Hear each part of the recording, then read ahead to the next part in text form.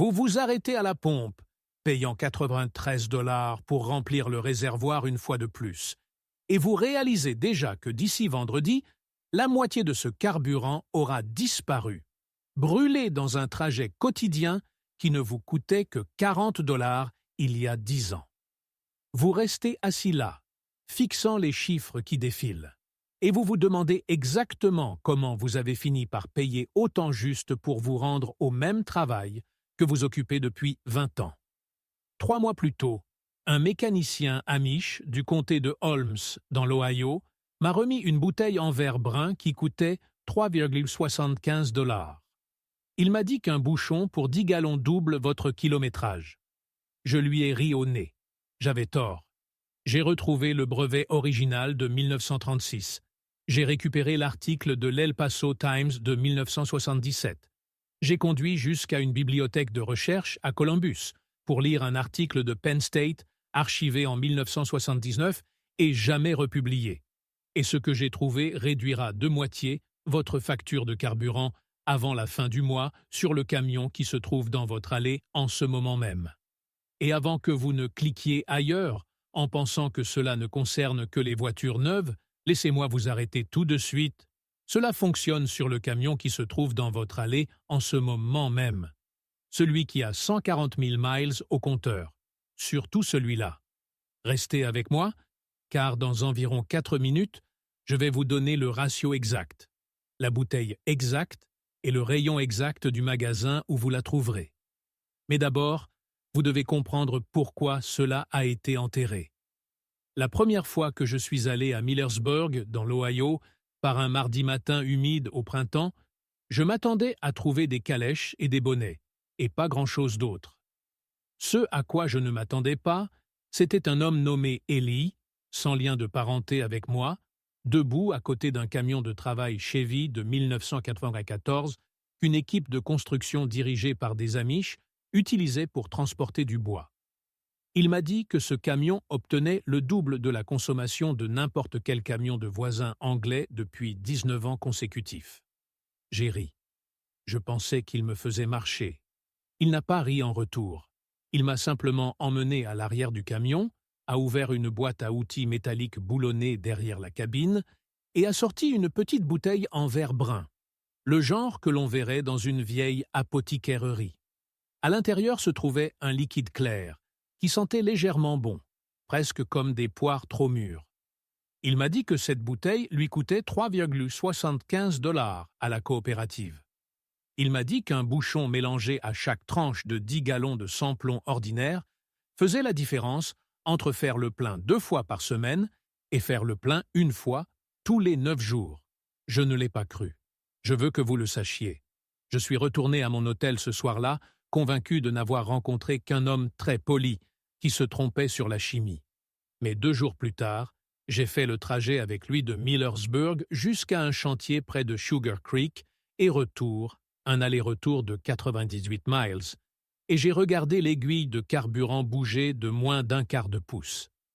Ce qu'il y avait dans cette bouteille n'était pas magique. Ce n'était pas de la poudre de perlimpinpin. C'était un mélange spécifique qui est documenté depuis avant la Seconde Guerre mondiale, mentionné dans des revues spécialisées, testé par des chercheurs universitaires, et discrètement enterré sous des décennies de marketing qui vous disaient que les additifs pour carburant ne fonctionnent pas. Et la raison pour laquelle il a été enterré n'est pas parce qu'il a échoué. Il a été enterré parce qu'il fonctionnait trop bien sur des moteurs que les grands constructeurs avaient déjà délaissés. Les Amish n'ont jamais délaissé ces moteurs. Ils ont gardé les vieux camions, les tracteurs plus simples, les générateurs à carburateur, et en gardant les vieilles machines en vie, ils ont aussi gardé la vieille chimie en vie. Maintenant, c'est ici que ça devient intéressant, car l'histoire de cet additif ne commence pas du tout avec les Amish. Elle commence avec un homme nommé Charles Nelson Pogue, un inventeur canadien qui, en 1936, a déposé un brevet numéro 2-026-788 pour un système de carburateur à vapeur qui, selon lui, pouvait propulser une berline Ford V8 à plus de 200 miles par gallon. 200. Le Winnipeg Free Press a publié l'histoire. Un directeur de concession automobile au Manitoba a publiquement affirmé avoir atteint 217 miles par gallon après avoir installé une unité POG. Le rédacteur technique du magazine Automotive Industries a examiné les schémas et a déclaré, par écrit, que rien dans la conception ne semblait violer un principe de combustion connu. Et puis, très discrètement, Charles Nelson Pogue a cessé de donner des interviews. Ses brevets n'ont jamais été cédés. Son prototype a disparu. La conversation est passée à autre chose. Mais la chimie sous-jacente avec laquelle il travaillait, le principe d'une meilleure atomisation du carburant avant qu'il n'atteigne les cylindres, n'a jamais disparu. Elle a été réduite, simplifiée, distillée en quelque chose qu'un fermier avec un générateur pouvait réellement mélanger dans une bouteille en verre. Et c'est ce qu'Eli m'a montré dans le comté de Holmes. L'ingrédient actif est quelque chose que vous pouvez acheter dans n'importe quel magasin de fournitures agricoles, n'importe quelle quincaillerie, n'importe quel endroit qui vend des solvants pour diluer la peinture ou nettoyer des pièces. Il s'agit d'un alcool de bas poids moléculaire, mélangé dans un ratio spécifique avec une infime quantité d'huile minérale pour protéger les joints. Les Amish l'appellent l'eau de poire à cause de l'odeur. Le chimiste l'appellerait quelque chose de moins poétique. Le ratio compte. C'est là que la plupart des préparateurs amateurs gâchent tout. Eli m'a dit, et cela a été confirmé plus tard par 2 autres mécaniciens Amish du comté de Lancaster, que la dose correcte est de 1 once liquide du mélange pour 10 gallons de carburant. Pas 2, pas 3, une seule. Plus que cela, et vous commencez à diluer le carburant de manière trop agressive, ce qui endommage les vieux composants en caoutchouc et perturbe les capteurs d'oxygène modernes. À 1 ose pour 10 gallons, l'alcool agit comme un accélérateur de vaporisation, aidant l'essence à s'atomiser plus complètement à l'intérieur de la chambre de combustion, de sorte qu'une plus grande partie de chaque goutte brûle réellement, au lieu de sortir par le pot d'échappement sous forme d'hydrocarbures imbrûlés. Les propres données de l'Agence de protection de l'environnement, EPA, issues des cycles de test des années 1980, montrent qu'un moteur à essence typique ne brûle qu'environ 68% à 72% du carburant qu'il aspire. Le reste est gaspillé. C'est un fait que vous pouvez vérifier. Et si vous pouvez faire passer cette efficacité de combustion de 70% à 90 à 95%, vous avez effectivement doublé le travail effectué par chaque gallon. Ce n'est pas une théorie du complot, c'est de l'arithmétique. Mais voici ce sur quoi personne chez Ford ou General Motors ne veut que vous fassiez le calcul. Si chaque conducteur en Amérique ajoutait 1 ose de ce mélange pour 10 gallons, la consommation de carburant de tout le pays chuterait de près de 40%. 40%. Les raffineries de pétrole ne sont pas construites pour cela. L'infrastructure des stations-service n'est pas construite pour cela. Les revenus de la taxe fédérale sur le carburant, qui ont rapporté plus de 52 milliards de dollars en 2024 seulement, ne sont pas construits pour cela. Alors, quand quelqu'un demande pourquoi cette connaissance n'est pas à la une de tous les journaux, vous avez déjà votre réponse. Par conséquent, la question n'est pas de savoir si cela fonctionne, mais pourquoi une génération de mécaniciens a été formée pour s'en moquer. Et pour répondre à cela, nous devons parler d'un homme nommé Tom Ogle, à El Paso, au Texas, en 1977. Tom Ogle avait 24 ans. Il était mécanicien. Il n'était pas chimiste. Il n'était pas ingénieur. C'était un gars qui travaillait sur des voitures dans un garage à El Paso. Et au printemps 1977, il a conduit une Ford Galaxy de 1970 sur 205 miles avec 2 gallons d'essence. L'El Paso Times a couvert l'événement. Des journalistes d'Atlanta et de Los Angeles ont pris l'avion pour le regarder recommencer. Il a recommencé. Il a conduit la même voiture, le même moteur devant 3 témoins indépendants, et il a atteint l'équivalent de 103 miles par gallon. Son secret n'était pas un nouveau moteur, Il n'avait rien construit de zéro. Il avait simplement modifié la façon dont le carburant pénétrait dans la chambre de combustion en utilisant un système de vapeur inspiré des mêmes principes que Charles Nelson Pogue avait breveté en 1936. Et l'additif qu'il utilisait pour maintenir la vapeur stable dans son réservoir de carburant était presque identique à l'eau de poire qu'Ellie avait sortie de sa boîte à outils à Millersburg. Tom Ogle s'est vu offrir, selon les archives judiciaires et les entretiens familiaux, plus de 200 000 $ par un représentant de l'industrie pétrolière pour abandonner son brevet. Il a refusé. Il a dit qu'il voulait le donner au monde. 2 ans plus tard, en 1981, Tom Ogle a été retrouvé mort à l'âge de 26 ans. La cause officielle était une overdose. Sa famille conteste cela à ce jour. Maintenant, je ne suis pas ici pour vous dire ce qui est arrivé à Tom Ogle. Je suis ici pour vous dire que la chimie qu'il utilisait n'est pas morte avec lui. Elle a survécu par morceaux dans les boîtes à outils des mécaniciens amish qui n'ont jamais lu l'El Paso Times, mais qui ont hérité, de génération en génération, de la sagesse pratique selon laquelle le carburant brûle mieux quand on l'aide à se vaporiser. Ils l'ont compris de la même manière qu'ils comprennent tout.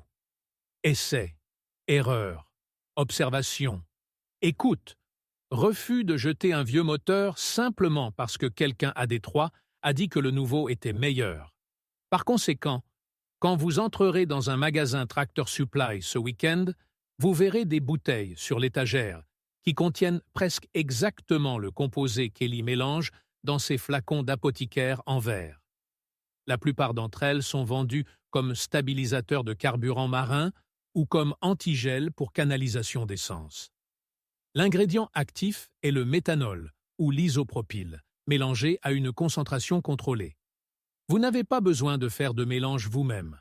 Vous avez juste besoin de savoir lequel acheter et quelle quantité utiliser.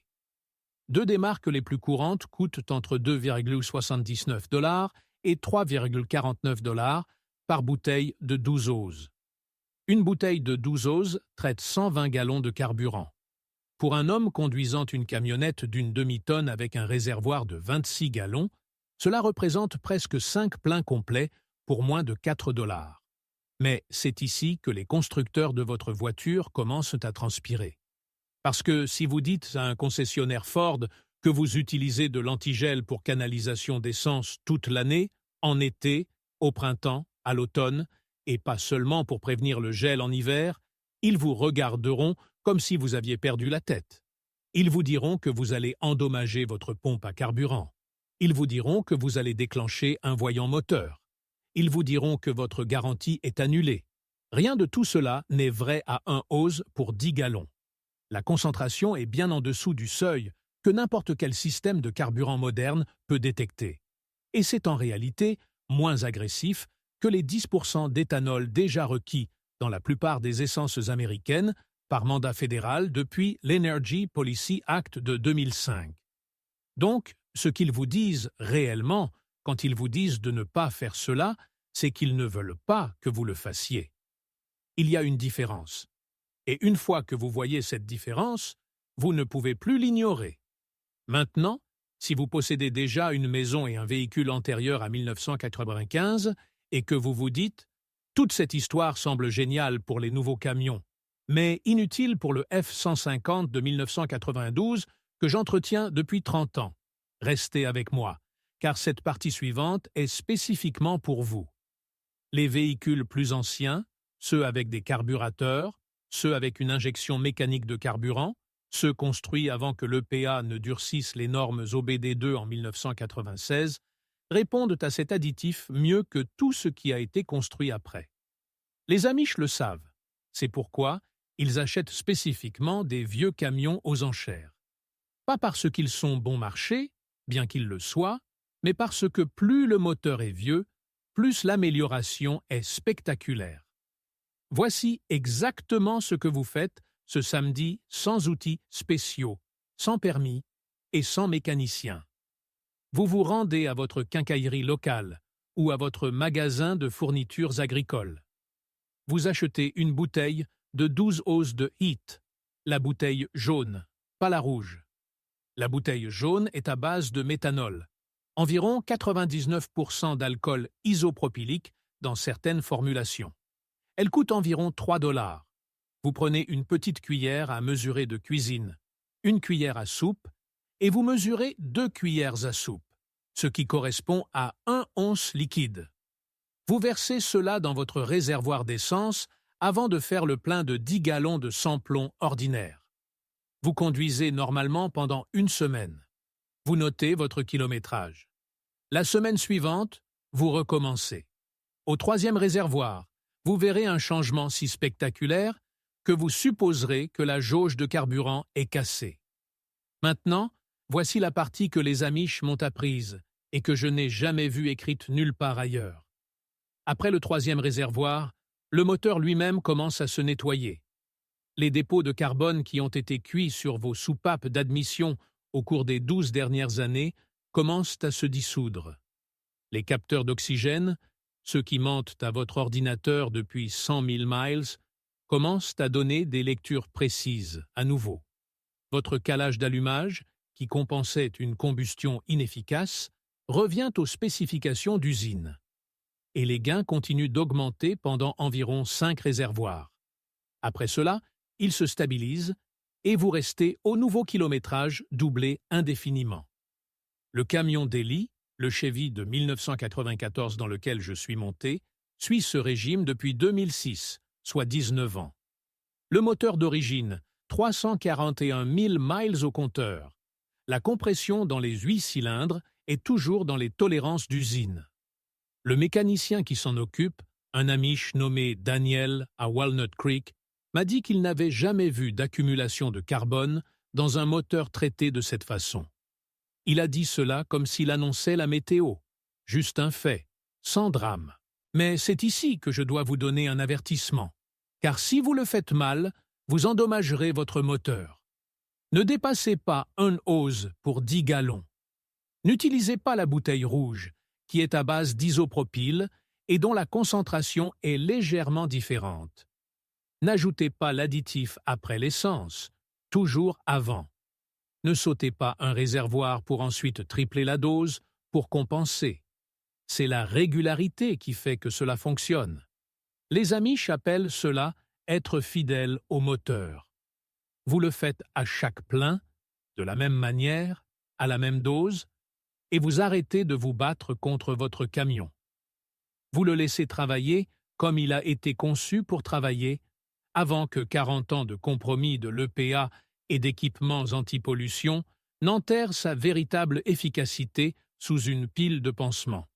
Et en parlant de ces pansements, cela nous amène à la partie de l'histoire que personne à Détroit ne veut voir discuter en public.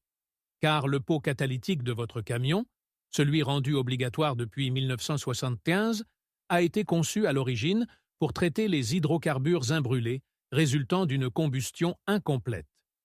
Lorsque vous complétez la combustion, lorsque vous brûlez réellement 95% du carburant au lieu de 70%, vous produisez considérablement moins de polluants que le convertisseur a été construit pour nettoyer. Votre moteur tourne plus froid, votre échappement est plus propre. Vos bougies d'allumage durent plus longtemps. Votre huile reste propre plus longtemps. Chaque métrique s'améliore. Et chacune de ces améliorations est une métrique pour laquelle l'industrie automobile vous vend un service. Changement de bougie, vidange d'huile, remplacement de convertisseur, rinçage du système de carburant, tout cela devient moins nécessaire.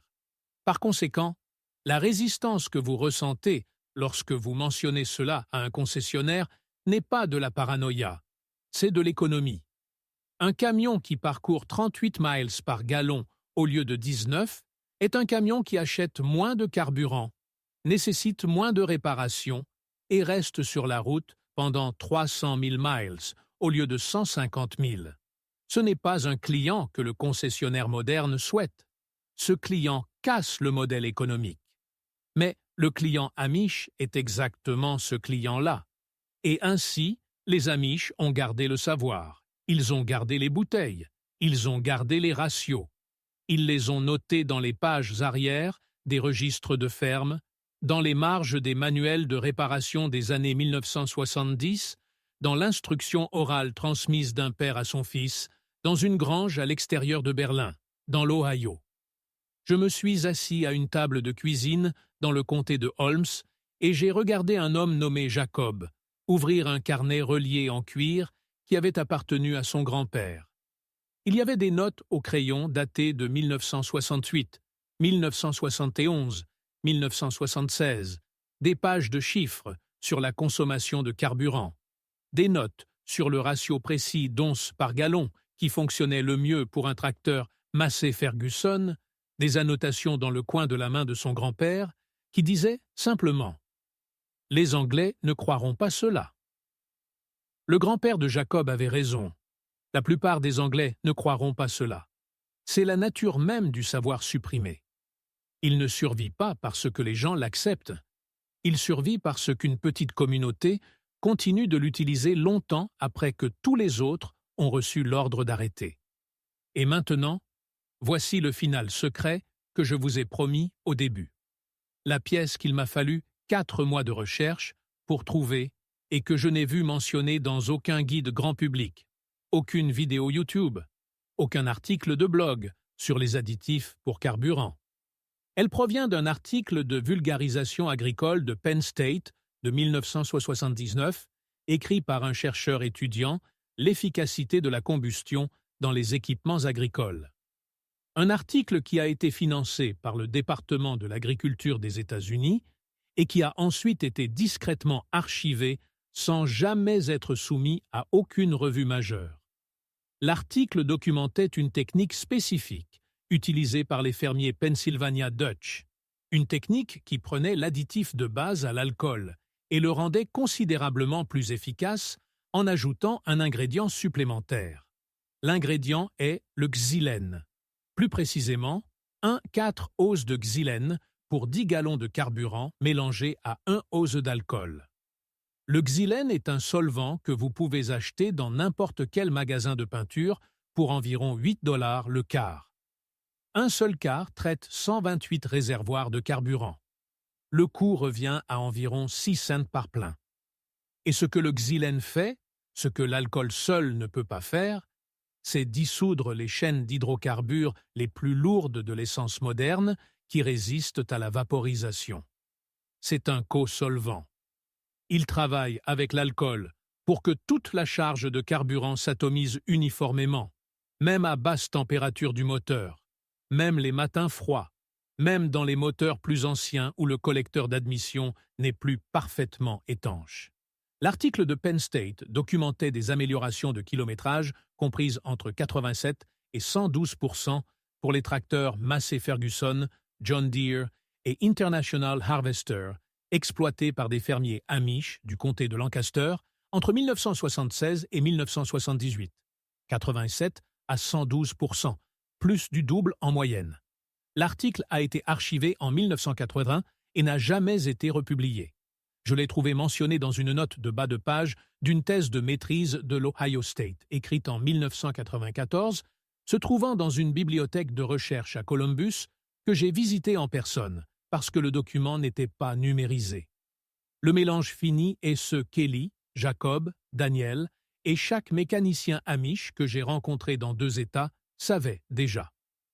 1 ose d'antigel pour canalisation d'essence à base de méthanol en bouteille jaune, plus 1,4 ose de xylène pour 10 gallons de carburant sans plomb ordinaire.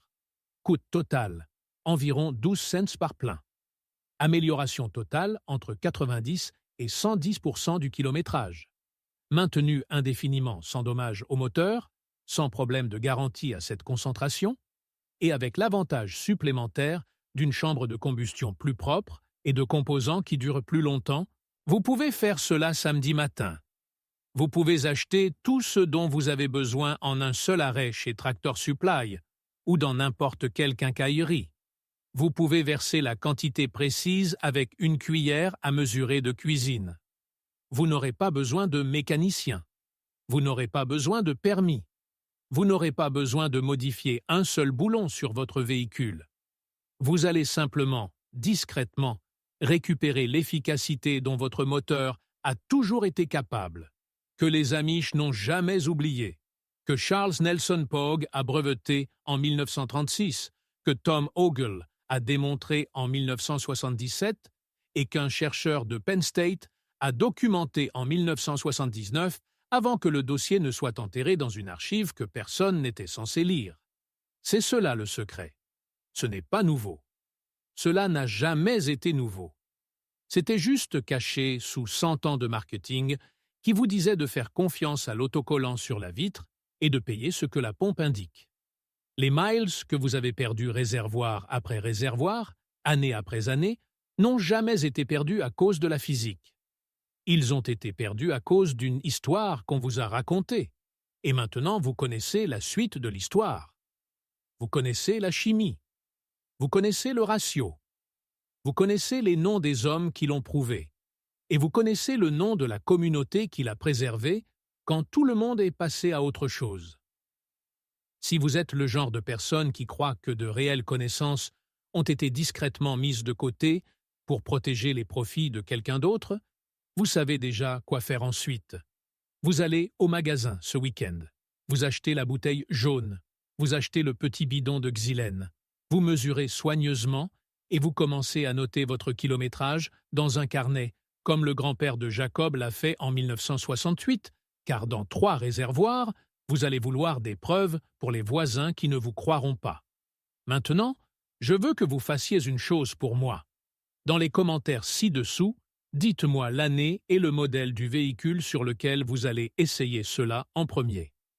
Je pose spécifiquement la question pour les camions et les voitures construits avant 2005, car je prépare une vidéo de suivi où je vais partager les relevés de kilométrage que les spectateurs m'envoient, et je veux que le vôtre soit inclus. Si votre camion est un Chevy de 1994 comme celui d'Eli, je veux tout particulièrement avoir de vos nouvelles. Ne soyez pas timide, écrivez-le. Ce public a besoin de voir combien nous sommes ici, prêts à reprendre ce qui nous a été pris. Et si cette histoire a éveillé quelque chose en vous, si elle vous a mis en colère de la bonne manière, de la manière dont on se met en colère quand on voit enfin quelque chose qui a été caché à la vue de tous toute sa vie, alors abonnez-vous à cette chaîne, non pas parce que cela m'aide, mais parce que cela vous place dans la même pièce que le reste d'entre nous qui récupérons discrètement le savoir qui a construit ce pays avant que quelqu'un ne décide que nous ne devrions plus l'avoir. La semaine prochaine, je sors une vidéo sur une technique de combustion du bois Amish qui chauffe une ferme de 3200 pieds carrés avec moins d'une demi-corde de bois par hiver en utilisant une conception de poêle qui n'a pas été fabriquée en Amérique depuis 1947. Vous ne voudrez pas manquer celle-là. Les plans de ce poêle se trouvent dans un musée en Pennsylvanie et je vais vous montrer exactement où les trouver. D'ici là, remplissez votre réservoir avec soin, mesurez votre additif, notez vos chiffres et rappelez-vous que la connaissance la plus coûteuse en Amérique est la connaissance que quelqu'un a travaillé très dur pour s'assurer que vous ne l'entendiez jamais. Vous l'avez entendu maintenant. Ce que vous en faites ne dépend que de vous. Si cette histoire a changé votre regard sur la pompe à essence et l'histoire cachée de l'efficacité, s'il vous plaît, abonnez-vous et aimez cette chaîne. Nous exhumons l'histoire qu'ils ont essayé d'enterrer.